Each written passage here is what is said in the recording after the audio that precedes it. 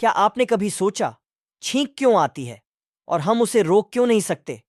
हमारी नाक में जब कोई धूल, धुआं या एलर्जी वाली चीज चली जाती है तो हमारा दिमाग तुरंत एक सिग्नल भेजता है, इसे बाहर निकालो। और तभी होता है छींक का धमाका। Achoo! ये एक सुपर फास्ट रिफ्लेक्स है, मतलब बिना सोचे समझे होता है। छींकते वक्त हवा 160 किलोमीटर प्रति घंटा की स्पीड से बाहर निकलती है, इतनी तेज कि मोबाइल गिर जाए। और हां, छींक को दबाने की कोशिश मत करना, दिमाग को प्रेशर लग सकता है। ऐसे ही दिमाग हिला देने वाले फैक्ट्स के लिए सब्सक्राइब करो स्पैन कोडर्स। नॉलेज और मजा दोनों मिलेगा रोज।